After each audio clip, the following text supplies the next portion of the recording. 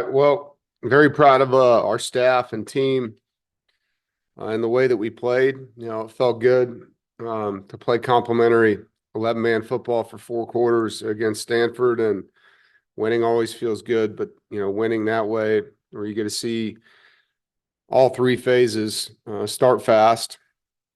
Opening kickoff return, DK Kaufman was exceptional in the game, 3 returns for 164 yards. But the opening play of the game, we talked all week about starting fast, and he said it. He set the table for the offense, and offense goes down and scores a touchdown. Defense comes out and stops him, and Davin has a sack, forced fumble in that opening defensive drive, which allowed us to build a 14-point lead quickly, playing complementary football, setting each other up in all three phases, and just kept doing that throughout the game, different parts. And, winning the turnover margin, critical piece of winning.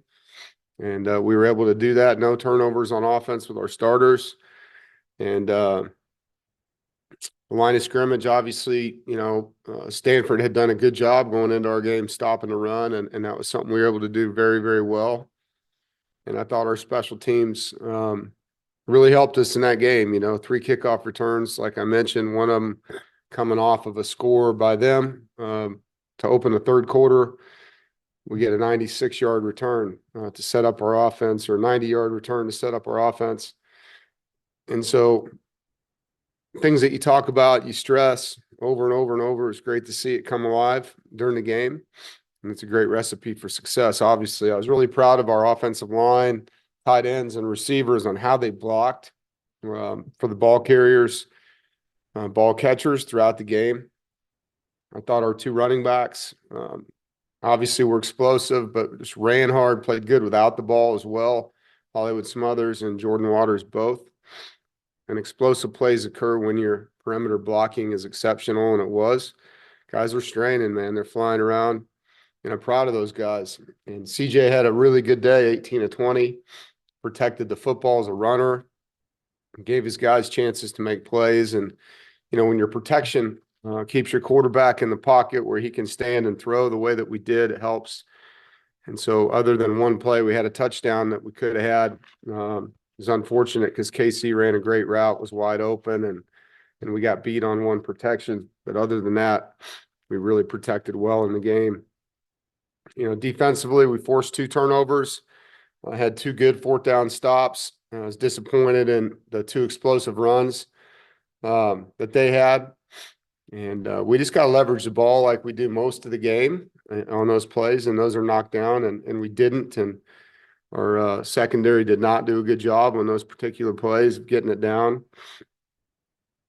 And it looks bad when those kind of things happen. So we need to get that fixed. And I know Coach Gibson's working hard on that with the guys. It really turned into a wildcat offense for Stanford, which we didn't anticipate. They'd be running their quarterback for 4 quarters the way they did. And obviously, there's adjustments that we made in the second half, and we played better at a lot of +1 runs, which is unique in a game.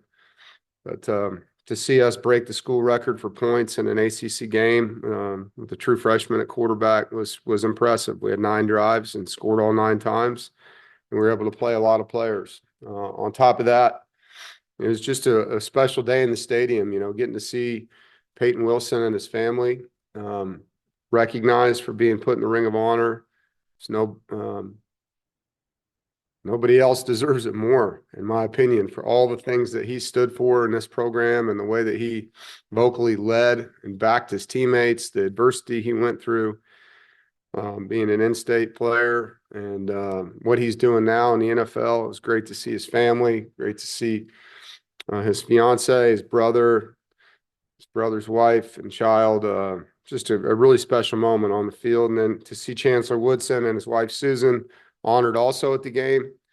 I've been very fortunate, to have the same chancellor my entire tenure. And Randy's a great leader, and he's taken on an incredible responsibility in the time he's been here and done remarkable things at our university, and has been a true friend. And really appreciate, the opportunity not only to work at NC State, but for one chancellor the entire time. That's unique. A lot of times in in a coach's tenure, especially when you've been somewhere over a decade, you're going to have multiple leaders. And that's one of the things that's been constant here is that linear leadership that we've been able to have and knowing what type of human being in person and supporter that we have in him.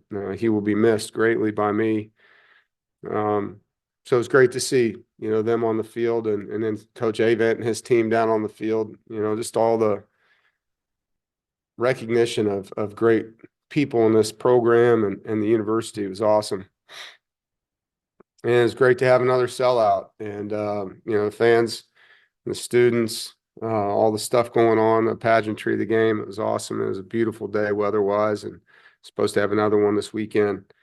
You could see the bye week helped us. We were fresh. We were healthier. And fortunately, we came out of the game healthy as well, which is always a blessing. And now we move on to our final home game of the year, a big one for multiple reasons, a really good opponent in Duke. I'll talk about them here shortly. 3:30 home kick. I think the best of both worlds time-wise. Fans get plenty of time to tailgate, get out early enough to be home at a good time. And we still get with the time change, it'll be dark in the second half. So, the things that can happen there from a lighting standpoint in the stadium, it's going to be a great environment. And it is, two parts of this game that really make it special. At NC State, I think our Military Appreciation Day is one of the coolest things that we do, with all the branches of the military that are present in North Carolina and the representation that's here on game day for them. It's a true honor to support them and recognize them, for how they fight for our country, for what they do to keep us where we are, and to have them present the way that we do in our state. Again, my background being from a family that has a father who was Navy and Sarah's father who was Army. Both our grandparents served and have so many friends now that served in the state.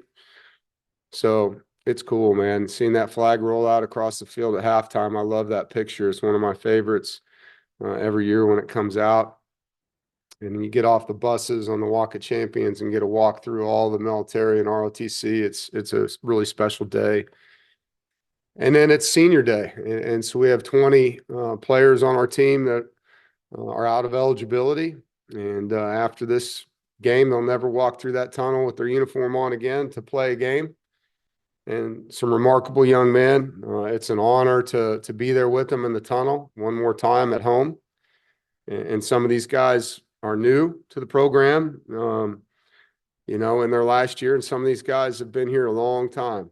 And not going to go through every one of them. Obviously, you'll get to see them all announced on game day. But it's been an incredible journey with each one of them. Each story is different, and their legacies, for some of them, will be told for a long time. I mean, what Davin Vans meant to this program in his tenure. I mean, he leads the nation in forced fumbles right now. What he did during Hurricane Helen. Each one of them, man. I mean, and to see, them grow from recruiting them up to the men that they are now, it's exciting to be a part of that journey. And it means a lot coming out of that tunnel. And we got to fight for them to go back up that tunnel winners in this game against a great football team. Duke is really doing a good job. And have a lot of respect for Manny. Manny obviously worked here, and I've known him a while.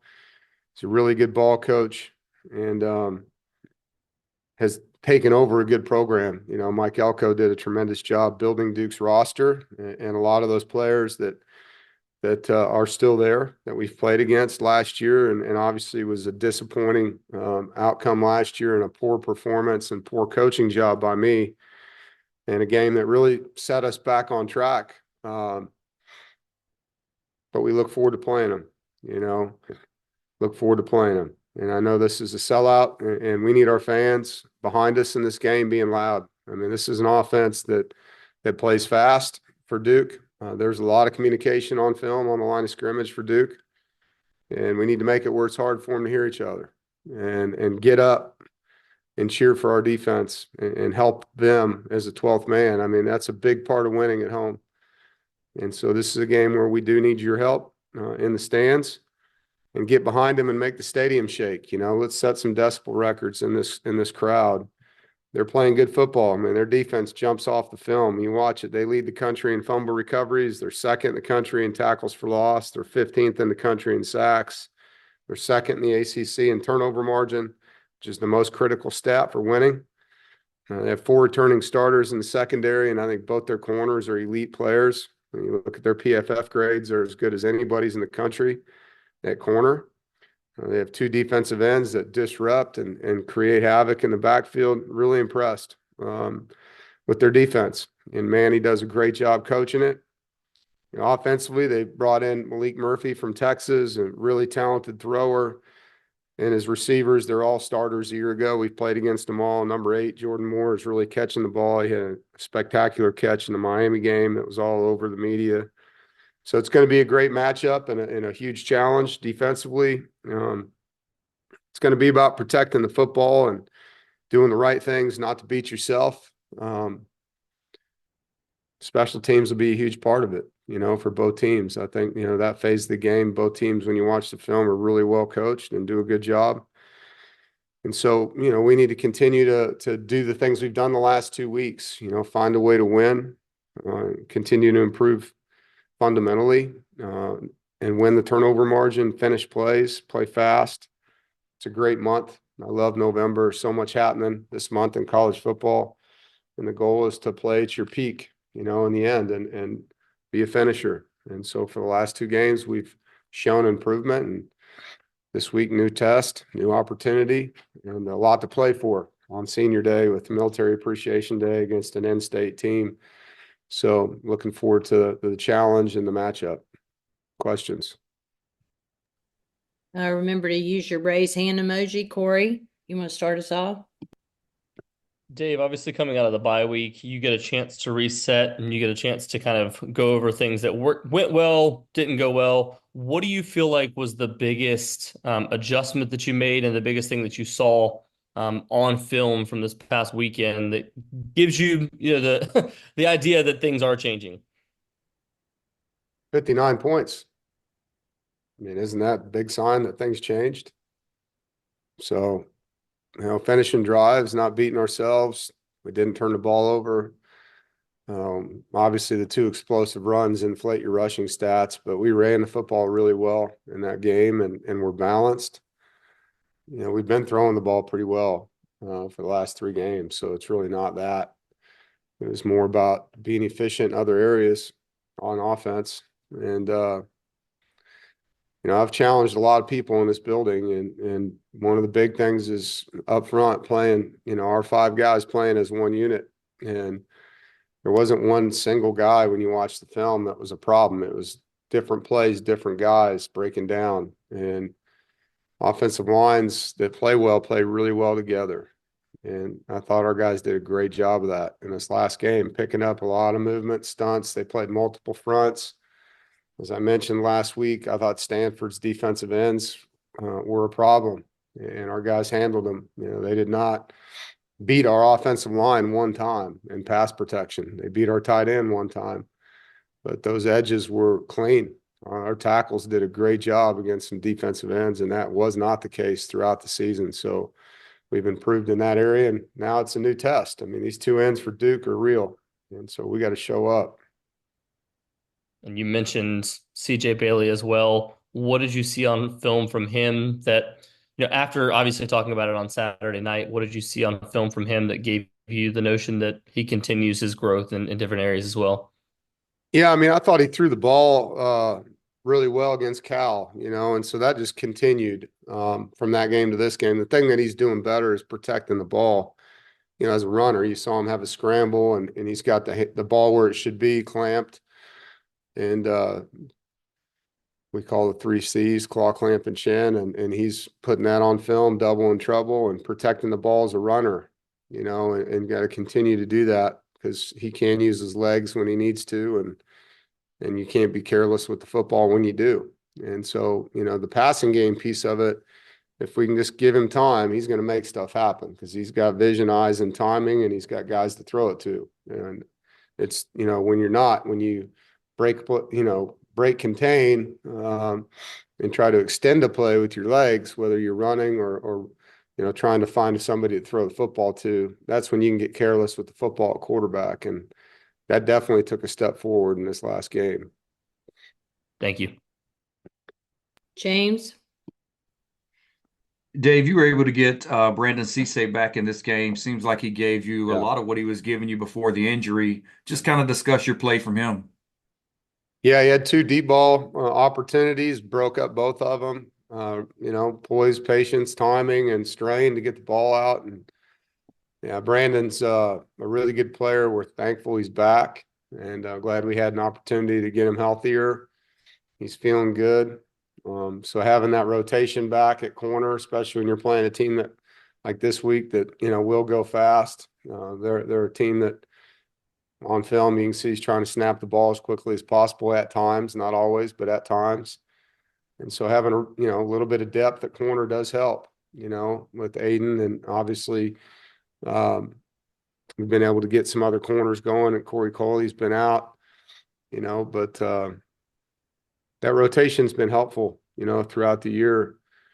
And the guys, I think, in college football, I was talking to Peyton before the game. I was like, how's your body? He's like, Coach, I only play like 40 plays a game. He's like, this is easy. In college, we played 70 to 80, and it was kind of crazy to hear that. But, as a corner, if you have to play that many snaps, man, it's tough. A lot of those plays are running plays where you're sprinting down the field. So having a little bit of a rotation there is very helpful.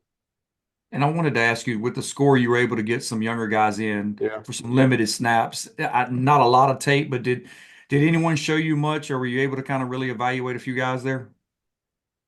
Not really. I mean, it was good to see him get in the game. I mean, it was fun to see. And guys, I showed some of those clips to the team in the team room on Sunday, and that you've seen how excited they are to make plays. I mean, and some of them are older guys too. DeMarcus Jones gets in, has a spin move, and all the guys are going crazy for him.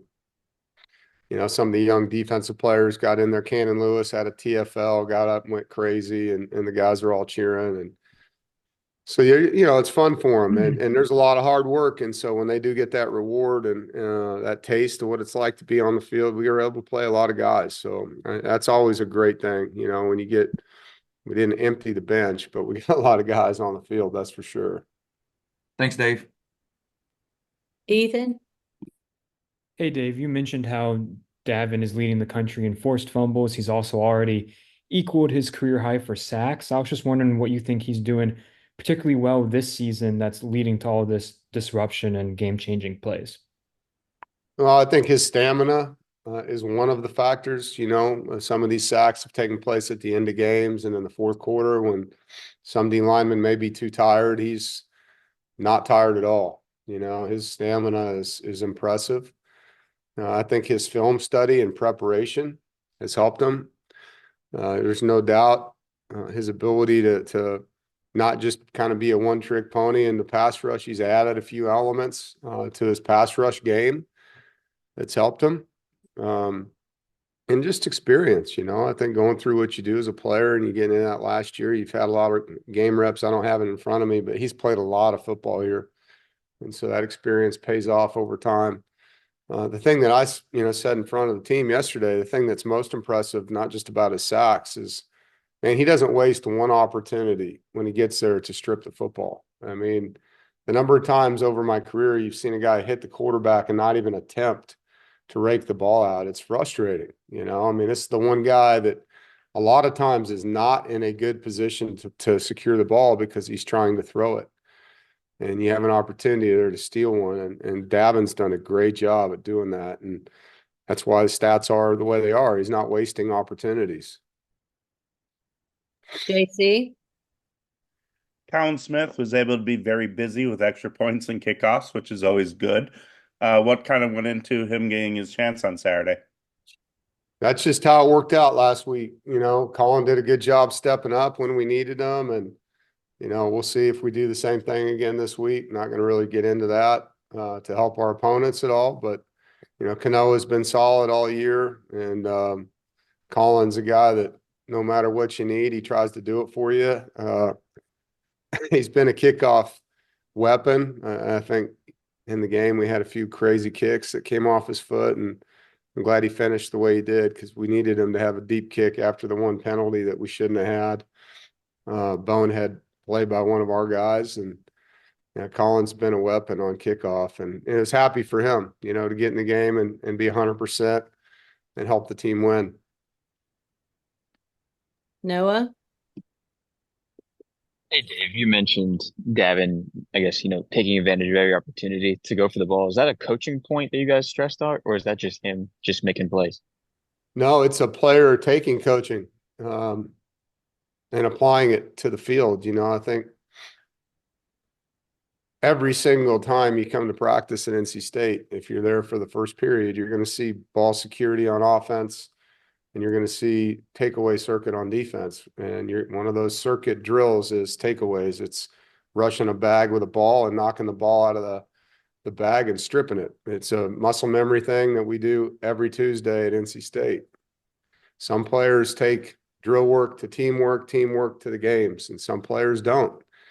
And that's why some players end up being all conference and some players don't, and Davin's a guy that takes coaching, and he wants to be great at what he does. And so the details of the game apply to those type of guys, and you saw that with Bradley Chubb his senior year. He forced a ton of fumbles. And yeah, I just think the best players are about the details. They are, and there's accountability to them. And it's fun to see, man.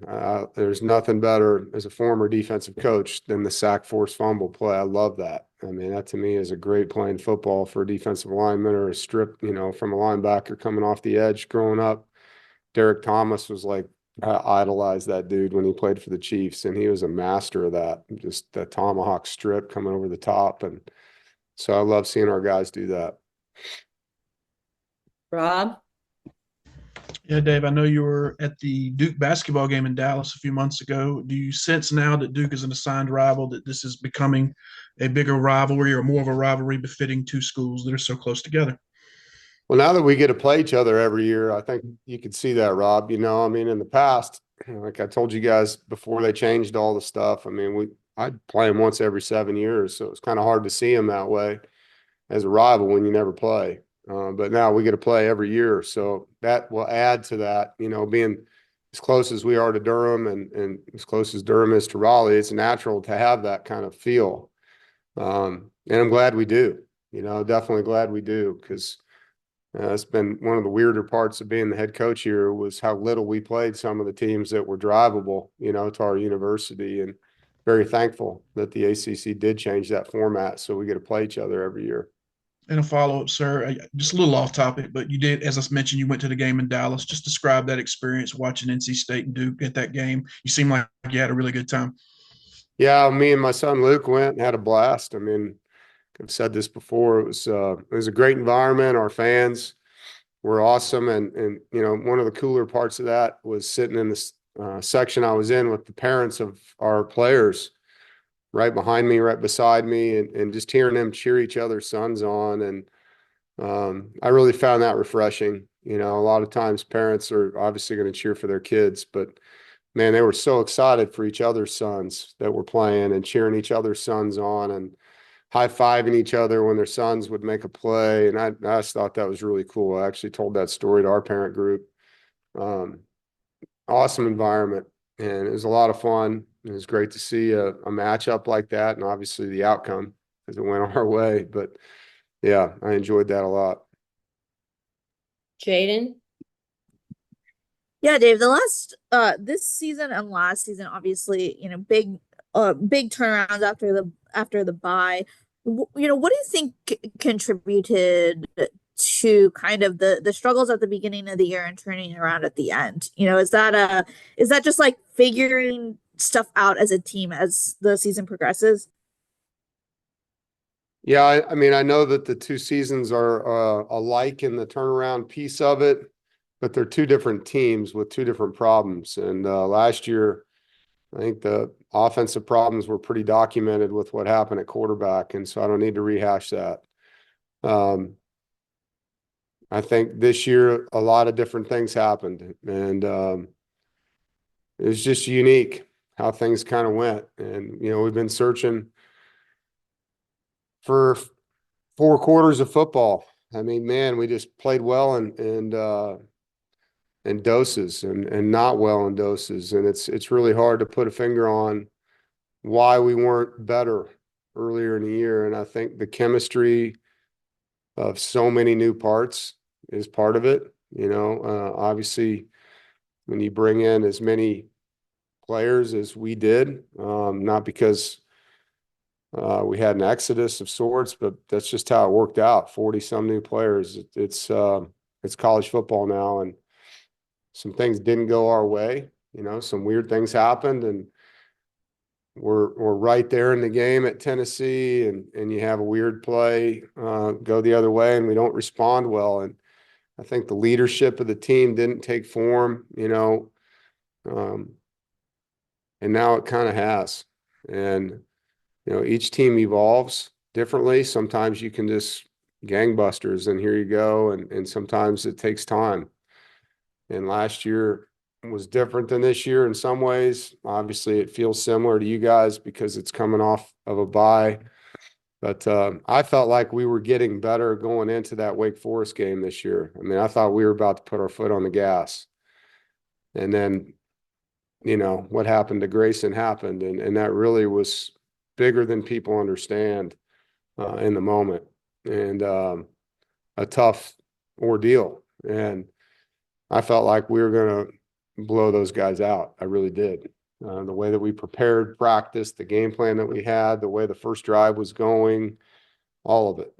And it just, kind of came apart. And we didn't finish the game, didn't find enough ways to win, obviously, in the next game. And then you have that chance to reset and kind of, all right, man, here we go. We're really close, and sometimes you just got to get a win for them to believe it. And then here we go again, get another one. And now momentum's a big thing in sports. It's a big thing.